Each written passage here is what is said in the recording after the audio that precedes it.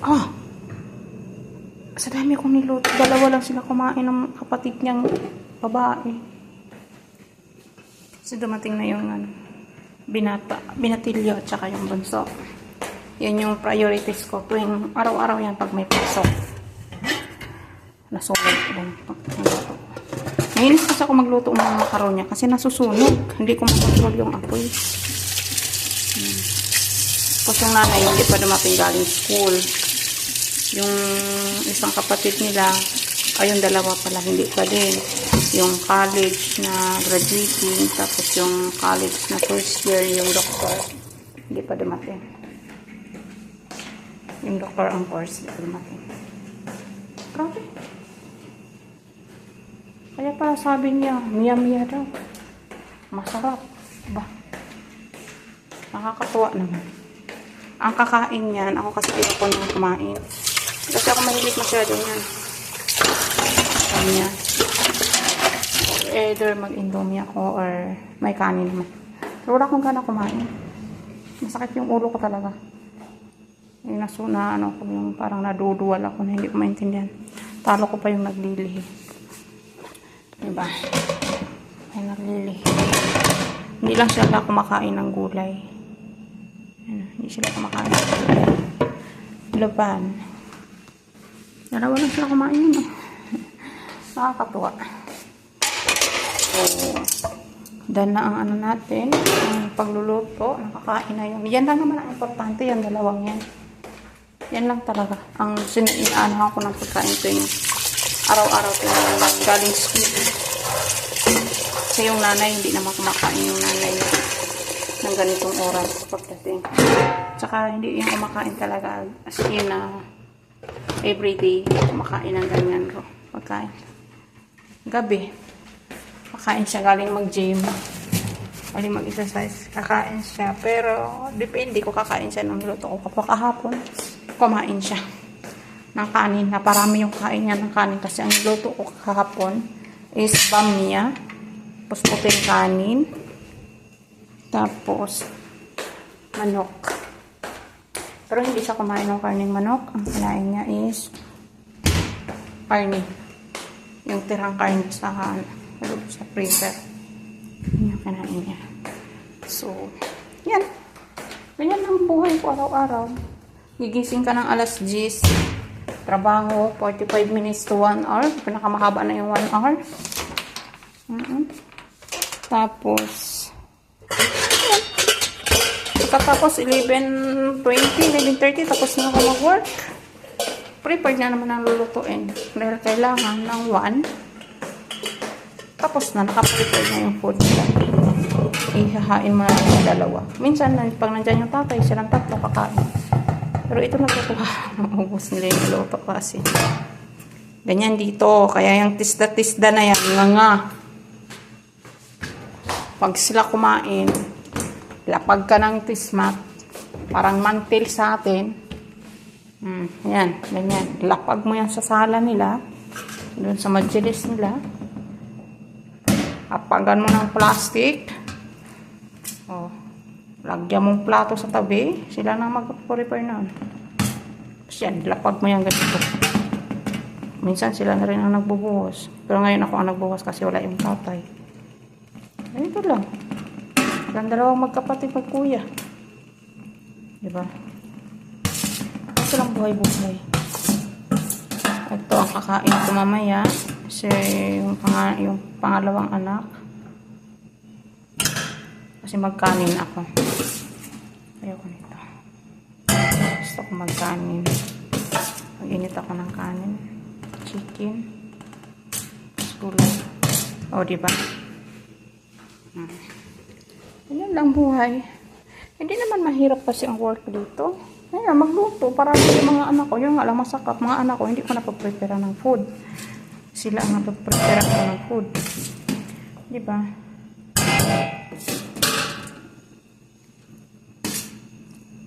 Soon, konting tiis na lang mga junaknak.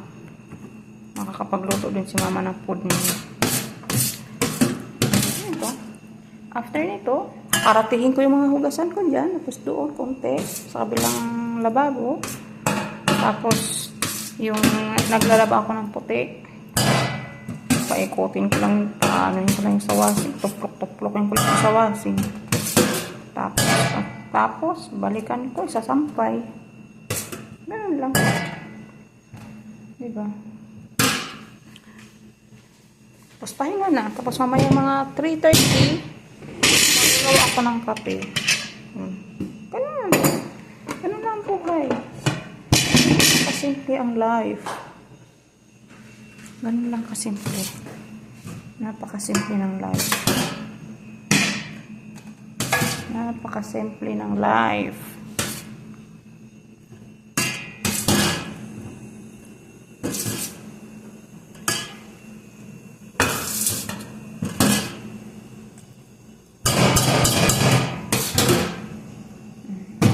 Diba? Ayan. Itabi ko lang dyan kasi kakain yun.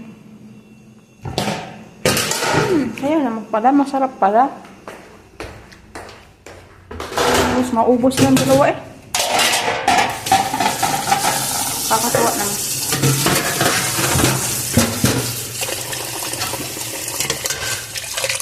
O, diba?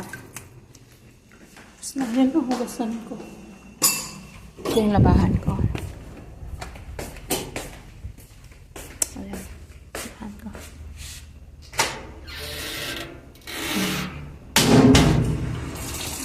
Okay.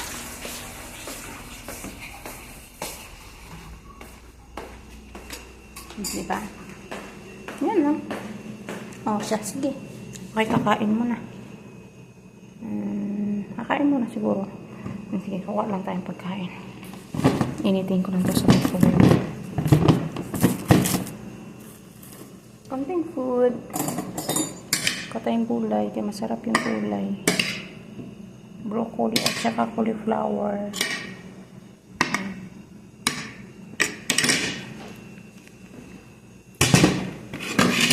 Initin natin sa microwave.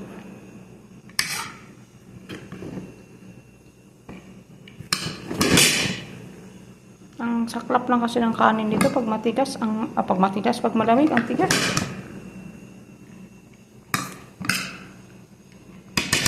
Yan lang food natin. Yan lang ng food.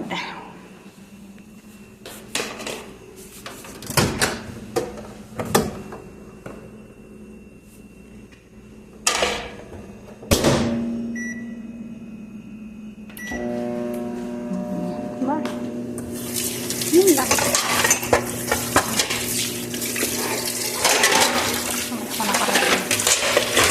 Kain muna ako. Kasi alam niyo guys, wala pa akong almusal. Kasi pagkatapos ko magtrabaho, talagang kailangan kong karatihin na ito. Ang pagluluto.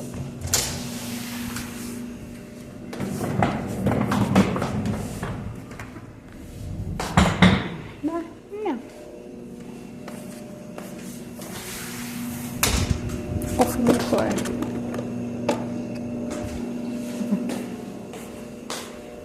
Coffee.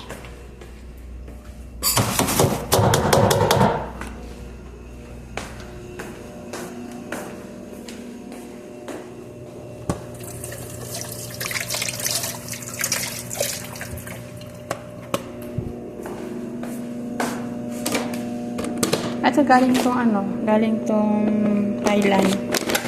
Ito siya.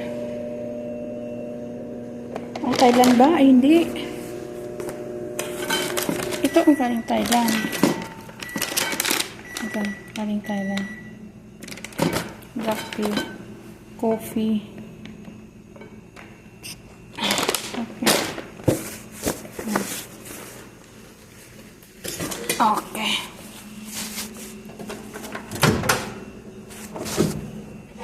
Ikot natin.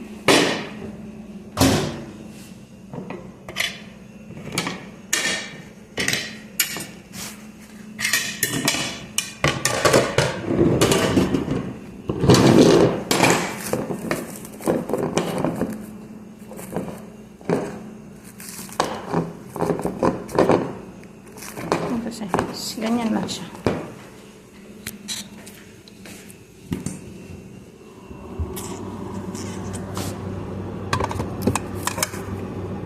Sa lata ni madam.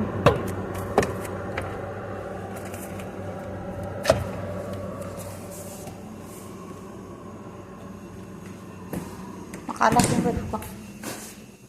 Punong-puno ng laman. Mga kababalagyan. O siya, sige na guys. Kakain muna ako. Tapos na. Risk na konti. Bye.